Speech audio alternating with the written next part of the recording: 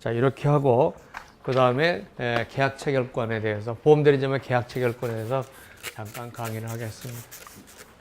자, 우리가 먼저 2015년 3월 달에 시행되는 보험계약법에 대해서 우리가 대리점에 관한 규정이 대리점의 법적 권한과 설계사의 법적 권한, 즉 권한에 관한 조항이 신설됐다는 거죠. 자, 근데 우리가 보험계약법 개정 취지를 나오는 개정 취지에도 채약대리점이란 말이 없고, 그 다음에 우리 공청에서도 채약대리점을 둔다는 견해보다는 중개대리점으로 해야 된다는 견해가 많아서 선생님이 당연히 중개대리점일 거라고 생각하고 법조문을 세심하게 안 봤어요. 안 봤는데, 그래서 중개대리점으로 강의를 하고 책도 썼죠. 그런데 자, 법조문을 한번 보면 자, 624조의 2항 제1호 제4항을 보면 보험계약자에게 자, 보험계약의 체결, 변경, 해지 등의 보험계약에 관한 의사, 체결에 대한 자, 그러면 보험대리점이 보험계약자에게 보험계약 체결에 관한 의사표시, 체결에 관한 의사표시를 할 수 있다, 할 수 있는 권한이 있다라고 써놨다는 얘기죠. 제가 그 체결이라는 말을 꼼꼼히 못 읽어버린 거죠. 왜? 미리 알고 있다고 생각해서 못 읽어버렸어요.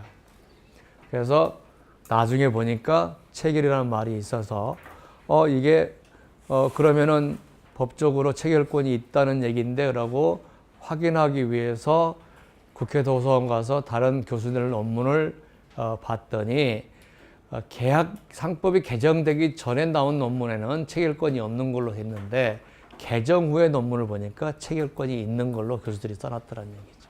그러니까 입법 과정에서 계약 체결권이 들어가 버린 거죠. 그래서 제가 거기 놓쳐버린 거죠. 자, 계약 체결권이 있냐 없냐 막 떠들어도 필요 없어요. 법 조문이 있잖아요.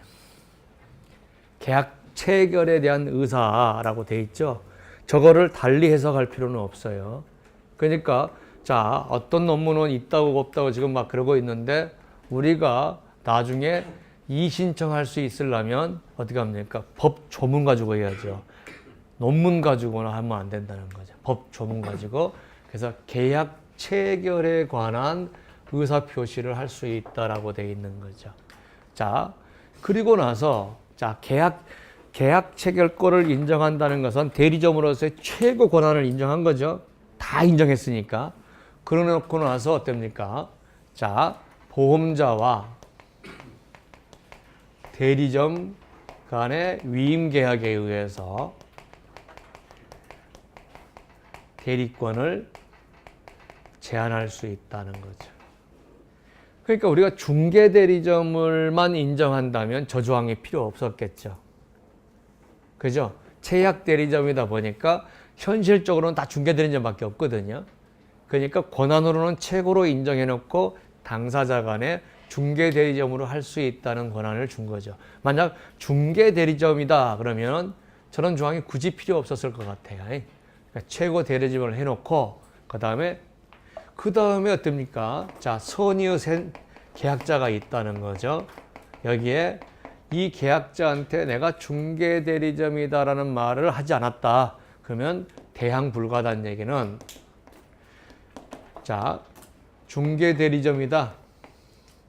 대리점을 표명하지 않은 경우는 대항할 수 없다는 얘기는 우리가 시험 문제에서 아무런 의미가 없다, 아무런 표시가 없다면 뭘로 보겠다?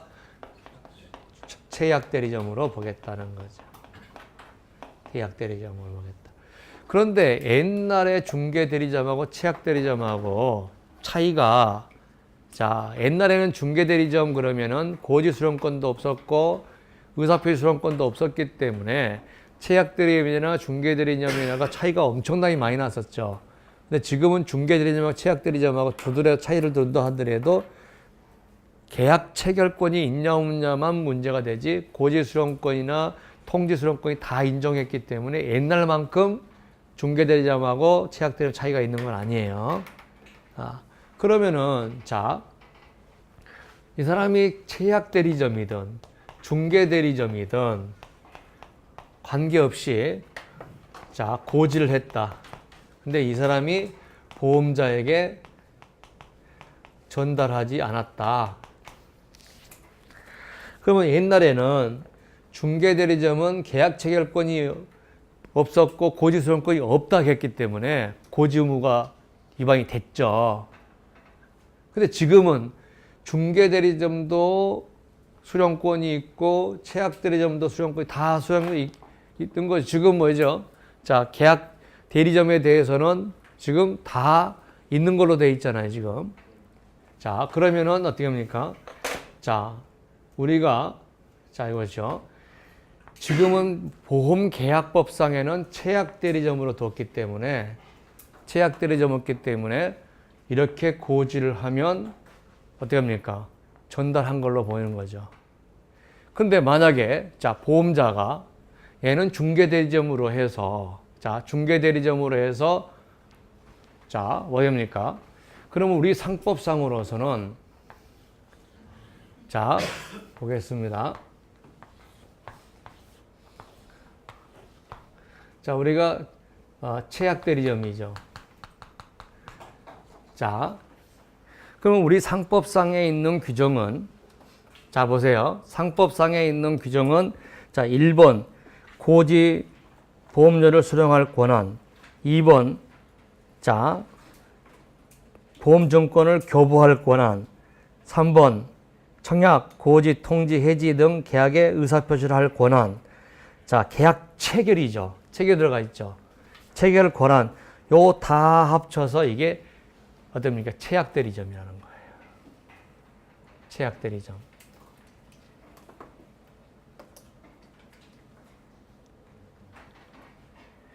그러니까 시험 문제에 만약 대리점이라만 나오면 이 권한이 있는 걸로 하자 이거죠. 그러면 이제 만약에 보험회사가 만약에 최약권을 인정하지 않는다. 그러면 그 계약의 내용에서 어디까지 인정할 거냐에 달라지는 거죠. 중개대리점이다. 계약 체결권이 없다. 중개대리점이다. 그럼 중개대리점이 어떤 권한을 가지고 있느냐? 그러면 그 약정에 의해서 결정이 된다는 거죠. 이 권한 4개가 최약대리점은 있는데 이 중에서 몇 개를 인정하지 않고 몇 개를 인정하겠다고 하는 것이. 그러면 중개대리점은 고지수령권이 있습니까? 없습니까? 이런 말은 이제 필요가 없고 당사자 약정이 어떻게냐에 따라서 예를 들어서 보험회사가 얘는 고지수령권이 없습니다. 뭐가 없습니다라고 둘이 위험을 다 해놓으면 그 약정에 의해서 결정이 된다는.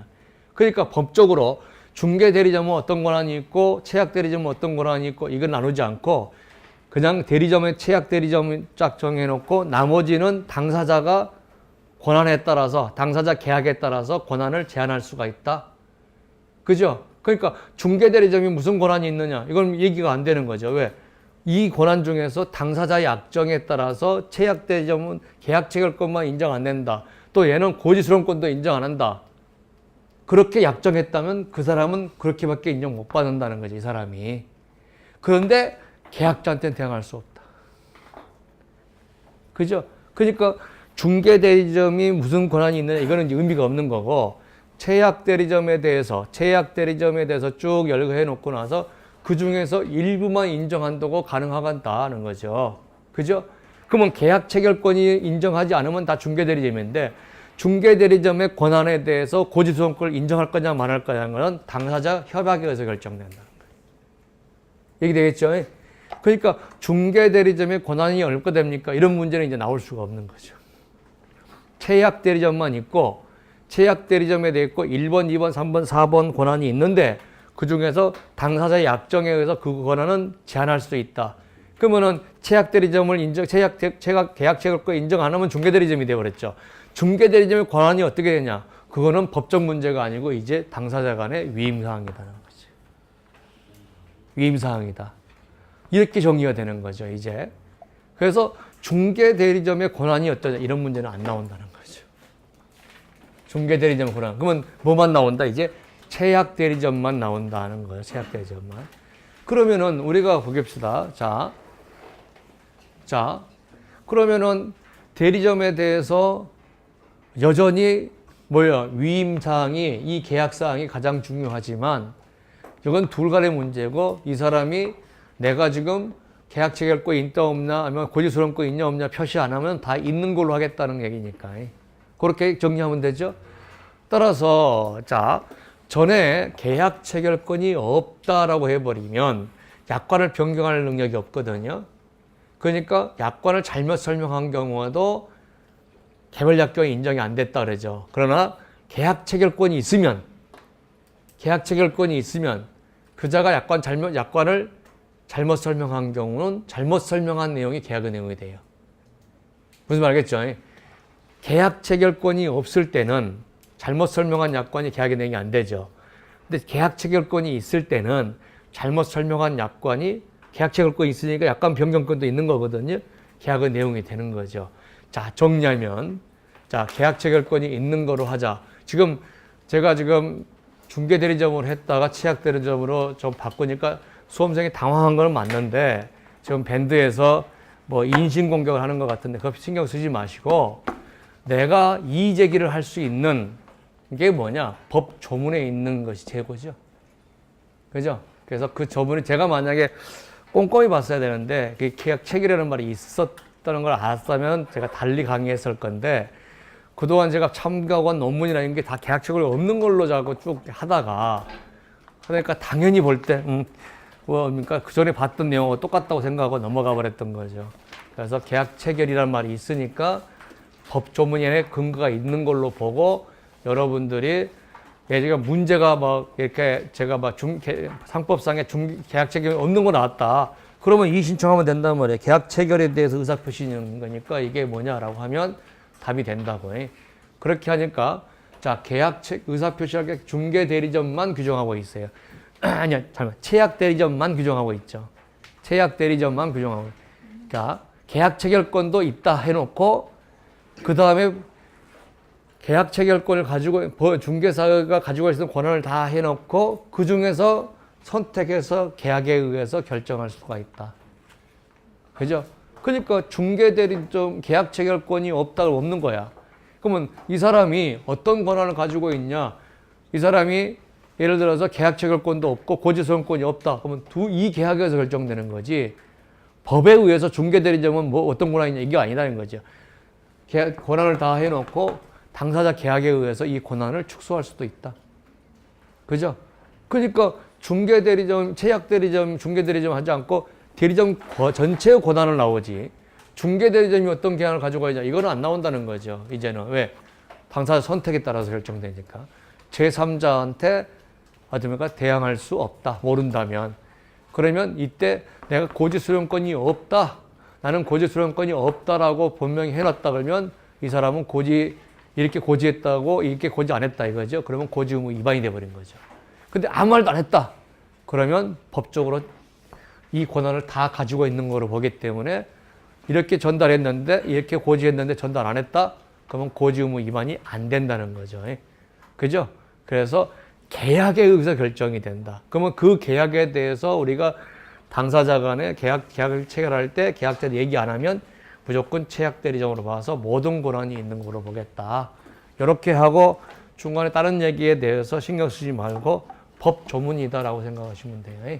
그래서 여러분이 지금 확인할 수 있는 거, 여러분이 나중에 문제 나왔을 때 대항할 수 있는 거는 법 조문이지 어떤 사람의 의견, 학자들 의견 이게 아니란 얘기죠. 그래서 상법상 대리점이 잘못 설명한 내용이 개별약정이 되는 거죠. 네, 그렇죠. 그러면 보험자가 잘못 설명하면 그거 약관 내용 안 되고 그냥 손해배상 청구하는 거죠? 아니요. 보험자가 잘못 설명하는데 개별약정이 되죠.